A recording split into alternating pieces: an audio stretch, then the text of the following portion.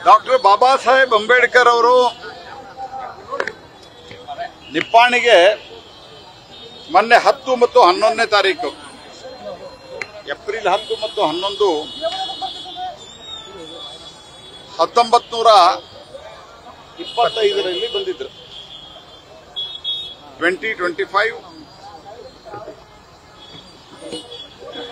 1925 ಒಂದು 100 ವರ್ಷ ಆಯ್ತು. ಈ 100 ವರ್ಷದ ಅವಧಿಯೊಳಗ ಇದಕ್ಕಿಂತ ಸ್ವಲ್ಪ ದಿವಸ ಮೊದಲು, 4-6 ತಿಂಗಳ ಮೊದಲು ಮಹಾತ್ಮ ಗಾಂಧಿಯವರು ಬೆಳಗಾವಿಗೆ ಬಂದು ಒಂದು 100 ವರ್ಷ ಆಗಿದೆ. ಆ 100 ವರ್ಷದನ್ನ ಕಾಂಗ್ರೆಸ್ಸಿನ ಸಮಾವೇಶವನ್ನ ಸರ್ಕಾರದ ದುಡ್ಡಿನಲ್ಲಿ ಮಾಡಿದರು. ಆಕ್ಚುಲಿ ಏನ್ ಮಾಡಬೇಕಾಗಿತ್ತು ಅಂದ್ರ ಅವತ್ತಿನ ಕಾಂಗ್ರೆಸ್ಗೂ ಇವತ್ತಿನ ಕಾಂಗ್ರೆಸ್ಗೂ ಏನ್ ಸಂಬಂಧನೇ ಇಲ್ಲ. ಅದು ಒರಿಜಿನಲ್ ಗಾಂಧಿಯವರ ಕಾಂಗ್ರೆಸ್, ಇದು ಡುಪ್ಲಿಕೇಟ್ ನಕಲಿ ಗಾಂಧಿಗಳ ಕಾಂಗ್ರೆಸ್. ನಕಲಿ ಗಾಂಧಿಗಳ ಕಾಂಗ್ರೆಸ್ಸಿನ ಸಮ್ಮೇಳನವನ್ನು ಮಾಡಿದರು. ಆದರೂ ಕೆಲವರು ಬಂದ್ರು, ಬರಲಿಲ್ಲ, ಅದಕ್ಕೂ ಸಿಗಬೇಕಾದಂತ ಮಹತ್ವ ಸಿಗಲಿಲ್ಲ. ಯಾಕಂದ್ರೆ ಅದನ್ನ ತಮ್ಮ ಪಕ್ಷದ ಒಂದು ವೇದಿಕೆಯನ್ನಾಗಿ ಕನ್ವರ್ಟ್ ಮಾಡಿದ್ರು. ಆದ್ರೆ ಕನಿಷ್ಠ ಸರ್ಕಾರ ಮಹಾತ್ಮ ಗಾಂಧಿಯವರು ಬಂದದ್ದು ನೆನೆಸಿಕೊಳ್ತು ಅನ್ನೋದೇ, ಬೆಳಗಾವಿ ಬಂದದ್ದು ಒಂದು ನೆನಪು ಮಾಡಿಕೊಂಡ್ರು ಅನ್ನೋದೇ ಒಂದು ಒಳ್ಳೆ ಸಂಗತಿ. ಆದ್ರೆ ಬಾಬಾ ಸಾಹೇಬ್ ಅಂಬೇಡ್ಕರ್ ಅವರು ಕರ್ನಾಟಕಕ್ಕೆ ಬಂದಿದ್ದು ಅವ್ರು ನೆನಪಿಸ್ಕೊಳ್ತಾ ಇಲ್ಲ. ಇದರ ಅರ್ಥ ಏನು ಅಂತಂದ್ರೆ ಅವ್ರಿಗೆ ಗೊತ್ತಿದೆ ಅವ್ರು ಬಂದಿದ್ದು. ಶ್ರೀಮತಿ ಶಶಿಕಲಾ ಜೊಲ್ಲೆ ನಿಪ್ಪಾಣಿ MLA ಅವರು ವಿಧಾನಸೌಧದಲ್ಲಿ ವಿಧಾನಸಭೆಯಲ್ಲಿ ಮಾತನಾಡ್ತಾ ಹೇಳಿದ್ದಾರೆ, 100 ವರ್ಷ ಆಗಿದೆ, ಒಂದು ಕಾರ್ಯಕ್ರಮ ಮಾಡ್ರಿ ಅಂತ. ಆದ್ರೆ ಅವರು ಈವರೆಗೆ ಕಾರ್ಯಕ್ರಮವನ್ನ ಮಾಡಲಿಲ್ಲ. ಡಾಕ್ಟರ್ ಬಾಬಾ ಸಾಹೇಬ್ ಅಂಬೇಡ್ಕರ್ ಸಂವಿಧಾನ ಸಭೆಗೆ ಬಂದಾಗ, ಕಾನ್ಸ್ಟಿಟ್ಯೂಂಟ್ ಅಸೆಂಬ್ಲಿಗೆ ಬಂದಾಗ, ಬರಬೇಕು ಅಂದಾಗ ಅವರನ್ನ ಸೋಲಿಸಿದ್ರು.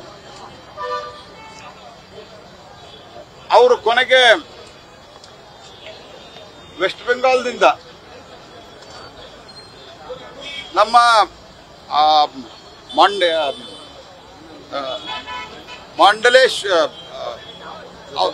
ಗಜೇಂದ್ರ ಮಂಡಲ್ ಅನ್ನೋರು, ಜೋಗೇಂದ್ರ ಮಂಡಲ್ ಅನ್ನೋರು ರಾಜೀನಾಮೆಯನ್ನು ಕೊಟ್ಟು ಬಾಬಾ ಸಾಹೇಬ್ ಅಂಬೇಡ್ಕರ್ಗೆ ಬೆಂಬಲ ಕೊಟ್ಟು ಅವ್ರನ್ನ ಅಲ್ಲಿಂದ ಕರ್ಕೊಂಬಂದ್ರು. ಆದ್ರೆ ಬಾಬಾ ಸಾಹೇಬ್ ಅಂಬೇಡ್ಕರ್ನ ಕಾನ್ಸ್ಟಿಟ್ಯೂಂಟ್ ಅಸೆಂಬ್ಲಿಯಿಂದ ಹೊರಗೆ ಹಾಕಬೇಕು ಅಂತ ಎಷ್ಟು ಹಠಕ್ಕೆ ಬಿದ್ದಿದ್ದು ಅಂದ್ರೆ ಕಾಂಗ್ರೆಸ್ನವರು 1947ರಲ್ಲಿ ಏನ್ ಪಾರ್ಟಿಷನ್ ಆಗುವ ಸಂದರ್ಭ ಬಂತು, ಹಿಂದೂ ಬಾಹುಳ್ಯದ ಕ್ಷೇತ್ರಗಳನ್ನ ಪಾಕಿಸ್ತಾನಕ್ಕೆ ಬಿಟ್ಟುಕೊಟ್ಟು ಬಾಬಾ ಸಾಹೇಬ್ ಅಂಬೇಡ್ಕರ್ ಅವರು ಕಾನ್ಸ್ಟಿಟ್ಯೂಂಟ್ ಅಸೆಂಬ್ಲಿಗೆ ಏನು ಬಂದಿದ್ರು ಅದನ್ನ ಅಸಿಂಧು ಮಾಡಿದ್ರು. ಆ ನಂತರ ಅದನ್ನ ಪಾರ್ಟಿಷನ್ದಾಗ ಅದನ್ನ ಬಿಟ್ಟುಕೊಟ್ರು. ಆ ನಂತರ MR ಜೈಕರನ್ ಅವರು ಅವರನ್ನ ಮಹಾರಾಷ್ಟ್ರದಿಂದ ಆರಿಸಿಕೊಂಡು ಹೋದ ನಂತರ ಅವರು ಕಾನ್ಸ್ಟಿಟ್ಯೂಂಟ್ ಅಸೆಂಬ್ಲಿಗೆ ಹೋದ. ಅದಾದ ನಂತರ ಅವರು 2 ಸರ್ತೆ ಸ್ಪರ್ಧೆ ಮಾಡಿದ್ರು, 52 ಮತ್ತು 54ರಲ್ಲಿ. ನೆಹರು ಅವರು 2 ಬಾರಿ ಅವರ ಕ್ಷೇತ್ರಕ್ಕೆ ಹೋಗಿ ಕಾಂಗ್ರೆಸ್ ಪಾರ್ಟಿಯಿಂದ ಮತ್ತು ಕಮ್ಯುನಿಸ್ಟ್ ಪಾರ್ಟಿಯಿಂದ ಶ್ರೀಪಾದ್ ಅಮೃತ್ ಡಾಂಗೆ ಮತ್ತು SK ಪಾಟೀಲ್ ಇವರು ಸೇರಿ ನೆಹರು ಅವರ ಮಾರ್ಗದರ್ಶನದಾಗ ಅವರನ್ನು ಸೋಲಿಸಿದ್ರು. ಮತ್ತು ಅವರನ್ನು ಸೋಲಿಸಿದವರು ಕಾರ್ಜೋಳ್ಕರ್ ಅನ್ನುವಂಥ ಅಂಬೇಡ್ಕರ್ ಅವರ ಅಸಿಸ್ಟೆಂಟ್ ಆಗಿದ್ದಂಥವ. ಆ ಅಸಿಸ್ಟೆಂಟ್ಗ MP ಆದದ್ದು ಅವ್ರದ್ದೊಂದು ಸಾಧನೆ ಅಷ್ಟೇ. ಬಿಟ್ರೆ ಅವರಿಗೆ ಪದ್ಮವಿಭೂಷಣ ಕೊಟ್ಟರು.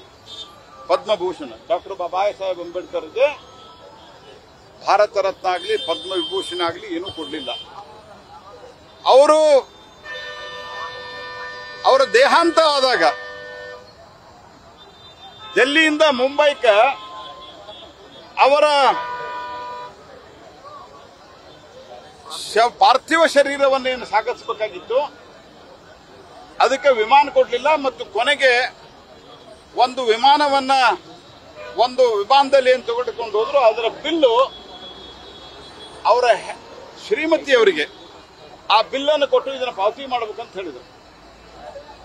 ಡೆಲ್ಲಿಯಲ್ಲಿ ಜಾಗ ಕೊಡಲಿಲ್ಲ. ಈ ರೀತಿಯಾಗಿ ಡಾಕ್ಟರ್ ಬಾಬಾ ಸಾಹೇಬ್ ಅಂಬೇಡ್ಕರ್ ಅಪಮಾನ ಮಾಡಿ ಈಗೂ ಸಹಿತ ಕರ್ನಾಟಕ ಕಾಂಗ್ರೆಸ್ ಸರ್ಕಾರ ಕೇಂದ್ರದ ಕಾಂಗ್ರೆಸ್ ಸೂಚನೆಯಂತೆ as per the direction of the central Congress party Baba Saheb Ambedkar ಅವರು ಬಂದಂತ 100 ವರ್ಷದ ಈ ಕಾರ್ಯಕ್ರಮವನ್ನು ಮಾಡಬಾರದು ಅಂತ ತೀರ್ಮಾನ ಮಾಡಿಲ್ಲ. ಇದು ನಕಲಿ ಗಾಂಧಿಗಳ ಒಂದು ಷಡ್ಯಂತ್ರ ಆಗಿದೆ. ಯಾಕಂದ್ರೆ ಬಾಬಾ ಸಾಹೇಬ್ ಅಂಬೇಡ್ಕರ್ ಅವರು ಬಂದಿರುವಂತಹದ್ದನ್ನ ಕಾರ್ಯಕ್ರಮವನ್ನಾಗಿ ಮಾಡಿದ್ರೆ ಮತ್ತೆ ಇವೆಲ್ಲ ಚರ್ಚೆಗೆ ಬರ್ತಾವ. ಬಾಬಾ ಸಾಹೇಬ್ ಅಂಬೇಡ್ಕರ್ಗೆ ಯಾವ ರೀತಿ ಅಪಮಾನವನ್ನ ಕಾಂಗ್ರೆಸ್ ಪಾರ್ಟಿ ಮಾಡ್ತೀವಿ ಅನ್ನುವಂಥದ್ದನ್ನ ಇದನ್ನ ಮುಚ್ಚಾಕ್ಬೇಕು. ಬಾಬಾ ಸಾಹೇಬ್ ಅಂಬೇಡ್ಕರ್ನ ಆದಷ್ಟು ಅವರ ಇತಿಹಾಸ ಜನಕ್ಕೆ ಗೊತ್ತಾಗಬಾರ್ದು, ಅವ್ರ ಪ್ರತಿಭೆ ಗೊತ್ತಾಗಬಾರ್ದು, ಅವ್ರ ಹೋರಾಟ ಗೊತ್ತಾಗಬಾರದು ಅಂತೇಳಿ ಕೇಂದ್ರ ಕಾಂಗ್ರೆಸ್ಸಿನ ಸೂಚನೆಯಂತೆ ಇವತ್ತು ಡಾಕ್ಟರ್ ಬಾಬಾ ಸಾಹೇಬ್ ಅಂಬೇಡ್ಕರ್ ಅವರು ಬಂದಂತ 100 ವರ್ಷದ ಈ ಸಂದರ್ಭದಲ್ಲಿ ಕರ್ನಾಟಕದ ನಿಪ್ಪಾಣಿಗೆ ಬಂದಂತ ಅಲ್ಲಿಯೂ ಕೂಡ ಅವರೊಂದು ದಲಿತೋದ್ಧಾರಕದ ಒಂದು ಕಾರ್ಯಕ್ರಮವನ್ನು ಮಾಡಿದ್ರು. ಆದರೆ ಈ ಕಾರ್ಯಕ್ರಮವನ್ನ ಜಾರಿಗೊಳಿಸಬಾರದು ಅನ್ನೋ ಏಕೈಕ ಈ ಕಾರ್ಯಕ್ರಮವನ್ನು ಪ್ರಸಿದ್ಧಿ ಆಗಬಾರದು ಅನ್ನೋ ಕಾರಣಕ್ಕೆ ಇವತ್ತು 100 ವರ್ಷದ ಕಾರ್ಯಕ್ರಮ ಮಾಡಿಲ್ಲ. ನಮ್ಮ SC ಮೋರ್ಚಾದ ಎಲ್ಲ ಪ್ರಮುಖರಿಗೆ ನಾನು ಅಭಿನಂದನೆ ಸಲ್ಲಿಸ್ತೇನೆ. ಇವತ್ತು ಯಾವಾಗ ಸರ್ಕಾರ ಮಾಡೋದಿಲ್ಲ ಅಂತ ಆಯ್ತು, ನಮ್ಮ ಕೈಲಾದಷ್ಟು ಒಂದು ಭೀಮ ಹೆಜ್ಜೆ ಅಂತ ಹೇಳಿ ಬೆಂಗಳೂರಿನಲ್ಲಿ ಇದನ್ನ ನಾನು ಉದ್ಘಾಟನೆ ಮಾಡಿದ್ದೆ. ಈಗ 15ನೇ ತಾರೀಕಿನವರೆಗೆ ಈ ಕಾರ್ಯಕ್ರಮ ನಡೆಯಲಿದೆ. ನಿಪ್ಪಾಣಿಯಲ್ಲಿ ಒಂದು ಸಮಾವೇಶದಿಂದ ಈ ಕಾರ್ಯಕ್ರಮ ಮುಕ್ತಾಯ. ಪ್ರಿಯಾಂಕ್ ಖರ್ಗೆ ಅವರು ಒಂದು ಮಾತು ಹೇಳ್ತಾ ಇದ್ದಾರೆ, ಬಿಜೆಪಿ ಅವರಿಗೆ ಅಂಬೇಡ್ಕರ್ ಅವ್ರ ಬಗ್ಗೆ ಗೌರವ ಇದ್ರೆ ಧರ್ಮಚಕ್ರ ತಗೊಂಡಿರಲ್ಲ ತಮ್ಮ ಅದರ ದಿನವನ್ನ ಆಚರಣೆ ಮಾಡಿ. ನೋಡ್ರಿ, ಎಲ್ಲಾ ದಿನವನ್ನ ಎಲ್ಲಿ ಅವರು ಬೌದ್ಧ ಧರ್ಮ ಸ್ವೀಕಾರ ಮಾಡಿದ್ರು ಅದನ್ನ ಡೆವಲಪ್ಮೆಂಟ್ ಮಾಡಿದ್ದು, ಪಂಚತೀರ್ಥ ಅಂತ ಮಾಡಿದ್ದು ದೀಕ್ಷಾಭೂಮಿ. ಈ ದೀಕ್ಷಾಭೂಮಿಯನ್ನ ಅಭಿವೃದ್ಧಿ ಮಾಡಿದವರು ನಾವು. ನಕಲಿ ಗಾಂಧಿಗಳ ಅಂಡರು ಖರ್ಗೆ ಅವರ ತಂದೆಯವರು ಮಂತ್ರಿಯಾಗಿದ್ರು. ಆ ನಕಲಿ ಗಾಂಧಿಗಳ ಕಾಲದಲ್ಲಿ ಆಗಲಿಲ್ಲ, ನಾವು ಡೆವಲಪ್ ಮಾಡ್ವಿ.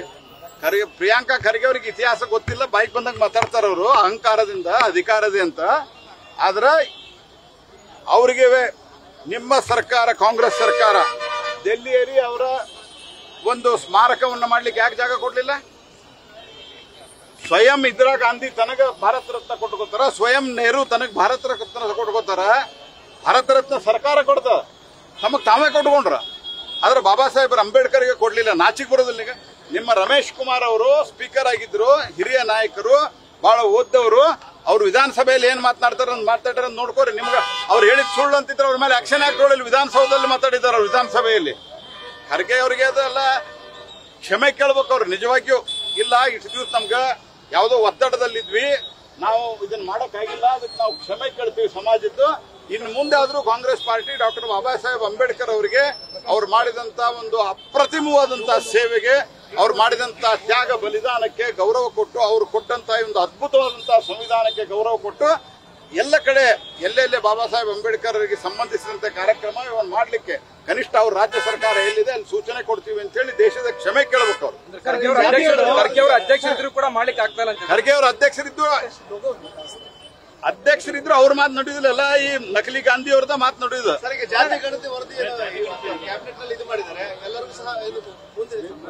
ನೋಡಿ, ಇದರಲ್ಲಿಯೂ ಸಹಿತ ಅವರೇ ಹೇಳಿದ್ದಾರೆ. ಇವತ್ತು ಶ್ರೀಮಾನ್ DK ಶಿವಕುಮಾರ್ ಅವರ ಸ್ಟೇಟ್ಮೆಂಟ್ ಬಂದಿದೆ. ಇದು ಸಮೀಕ್ಷೆ, ಈ ಸಮೀಕ್ಷೆಯನ್ನು ಅಧ್ಯಯನ ಮಾಡಿ ಮುಂದೆ ತೀರ್ಮಾನ. ಅವರಲ್ಲೇ ಗೊಂದಲ ಇದೆ. ಹಾಗಾಗಿ ಮೊದಲ ಸರಿಯಾಗಿ ಸೈಂಟಿಫಿಕ್ ಆಗಿ ವರದಿಯನ್ನ ತರಿಸಿ ಸಮೀಕ್ಷೆಯನ್ನ ಮಾಡಿ ಗಣತಿಯನ್ನ ಮಾಡುವಂತ ಅಧಿಕಾರ ಇರೋದು ಭಾರತದ ಸಂವಿಧಾನ ಪ್ರಕಾರ ಭಾರತ ಸರ್ಕಾರಕ್ಕೆ ಮಾತ್ರ. ಇವರು ಸಮೀಕ್ಷೆ ಮಾಡುವುದು, ಆ ಸಮೀಕ್ಷೆನೂ ಅನ್ಸೈಂಟಿಫಿಕ್ ಆಗಿದೆ ಅಂತ ಬಾರಿ ಬಾರಿ ಹೇಳಿದ್ದಾರೆ. ನಕಲಿ ಗಾಂಧಿಗಳ ಹೆಸರು ಹೇಳಿ ಅವರು ಹೆದರಿಸಿ ಮೊನ್ನೆ ಕ್ಯಾಬಿನೆಟ್ ಅಲ್ಲಿ ಇದು ಚರ್ಚೆ ಆಗಲಾರದನ್ನು ಮಾಡಿದ್ದಾರೆ. ಅದರ ಸಾಕಷ್ಟು ಒಳಗುದಿಗಿದೆ. ಮೊದಲು ಕಾಂಗ್ರೆಸ್ ಪಾರ್ಟಿ ತನ್ನ ನಿಲುವು ಸ್ಪಷ್ಟಪಡಿಸಿದೆ.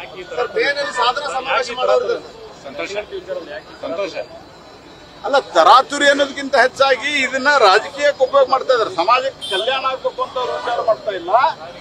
ಇದನ್ನ ಜಾತಿಯ ಸಮೀಕ್ಷೆಯನ್ನ ರಾಜಕಾರಣಕ್ಕೆ ಉಪಯೋಗ ಮಾಡಿ ನಮಗೆ ಇದರಿಂದ ವೋಟ್ ಬ್ಯಾಂಕ್ ಜಾಸ್ತಿ ಹೆಂಗ್ ಮಾಡ್ಬೇಕು ಅನ್ನೋದು ವಿಚಾರ ಮಾಡ್ತಾ ಇದ್ದಾರೆ. ಅದಕ್ಕಾಗಿ ಸಮಸ್ಯೆ. ನ್ಯೂಸ್ ಫಸ್ಟ್, ನಿರ್ಭೀತಿಯಿಂದ ನಿಮ್ಮ ಪರವಾಗಿ.